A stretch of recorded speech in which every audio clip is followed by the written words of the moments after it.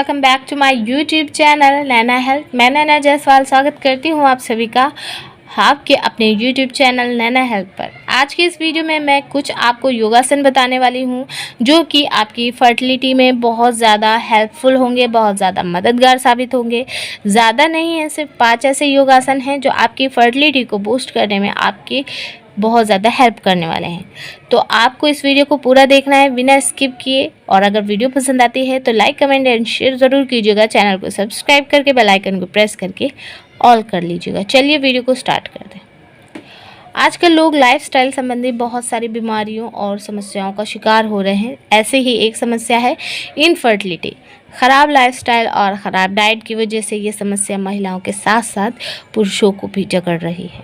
कुछ मामलों में इनफर्टिलिटी को इलाज के द्वारा ठीक किया जा सकता है। बहुत सारी महिलाएं IUI, IVF करा लेती हैं कंसीव करने के लिए, लेकिन डॉक्टरी इलाज के साथ साथ सेहत का ख्याल रखना और सही लाइफस्टाइल फॉलो करना भी बहुत ज़्यादा ज़रूरी है। इसके अलावा कुछ योगासन भी हैं जो आपकी इनफर्टिलिटी की समस्या को काफ़ी हद तक ख़त्म करने में आपकी मदद करेंगे। सबसे पहला है बद्धकोणासन।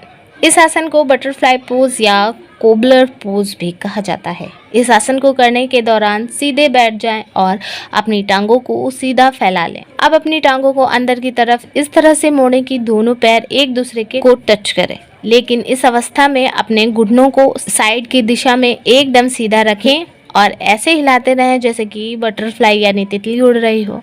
अब अपनी एड़ियों को पेल्विक के पास लाने की कोशिश करें। पेल्विक के जितना पास आप अपनी एड़ियों को लाने की कोशिश करेंगे उतना ही अच्छा होगा। अब अपनी जांघों को ज़मीन से टच कराने की कोशिश करें। इस आसन के दौरान धीरे धीरे सांस को अंदर लेते रहें और बाहर छोड़ते रहें। दूसरा है ब्राह्मणी प्राणायाम।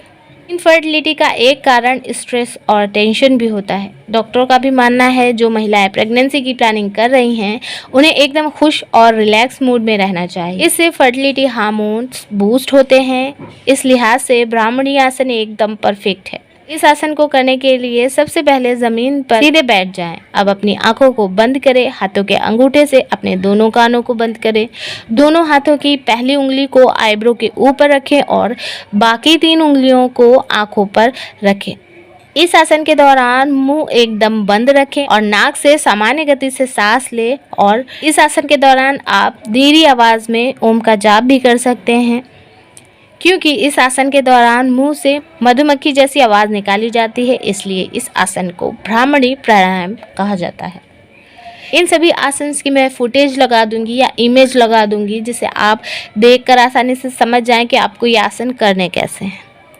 थर्ड है पश्चिमोत्तानासन। सबसे पहले एक चटाई पर सीधी अवस्था में बैठ जाएं। अब अपनी टांगों को आगे की दिशा में फैला लें।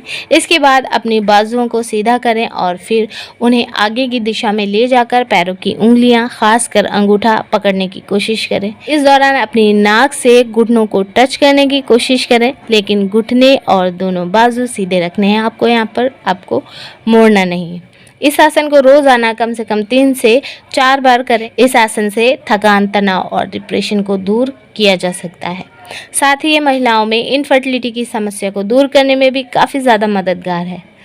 इस आसन को करने से अंडाशय और पेट जैसी महत्वपूर्ण बॉडी पार्ट्स स्ट्रेच होते हैं। इसके अलावा ये स्पर्म संबंधी समस्याओं से निजात दिलाने में भी काफ़ी मदद करता है।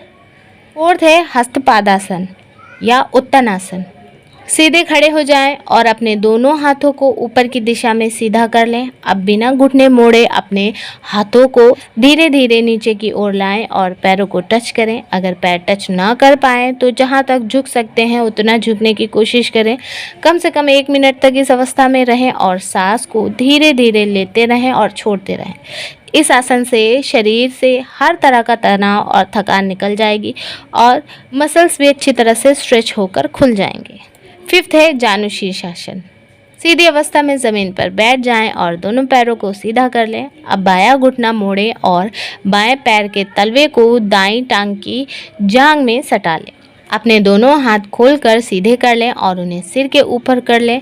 अब धीरे धीरे हाथों को सीधा करते हुए मुंह के सामने लेकर आएं और बिना घुटने मोड़े हुए दाएं पैर के तलवे को टच करें। सिर को झुकाकर दाएं घुटने पर सटा लें। धीरे धीरे सांस लेते रहें और छोड़ते रहें। कुछ देर तक इस अवस्था में रहने के बाद नॉर्मल अवस्था में आ जाएं। इस आसन को 8 से 10 बार रोजाना करना है आपको। यह आसन ना सिर्फ कंसीव करने में मददगार माना जाता है बल्कि ये प्रेगनेंसी के दौरान भी काफ़ी सहायक होता है। फर्टिलिटी का योग द्वारा इलाज करने में इसे सबसे ज़्यादा कारगर माना जाता है। तो चलिए अब जानते हैं कि इन आसनों को करने से आपको कंसीव करने में किस तरह से फ़ायदा होगा। ये आसन ना सिर्फ पेट, अंडाशय और अन्य प्रजनन अंगों की मसल्स को स्ट्रेच करते हैं, रिलैक्स करते हैं, बल्कि कंसीव करने में भी इन्हें कारगर माना जाता है। साथ ही आसन स्ट्रेस, टेंशन और मसल्स के तनाव को भी कम करने में मदद करता है।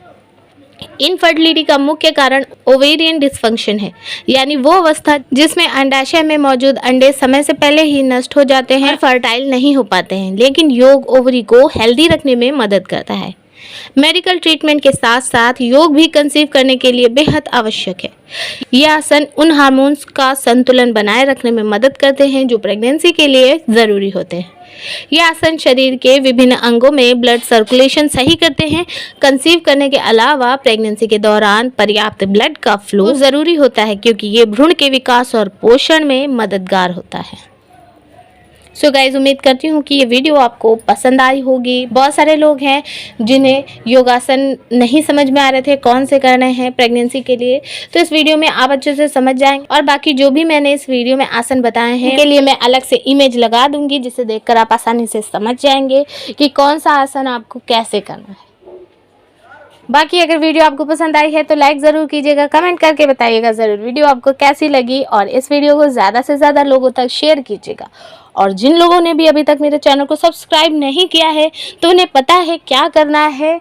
चैनल को सब्सक्राइब करके बेल आइकन को प्रेस करके ऑल करना है, जिससे मेरी हर वीडियो आप तक समय से पहुंचती रहे। मैं मिलती हूँ आपको अपनी नेक्स्ट वीडियो में नेक्स्ट टॉपिक के साथ। तब तक के लिए stay healthy and bye bye.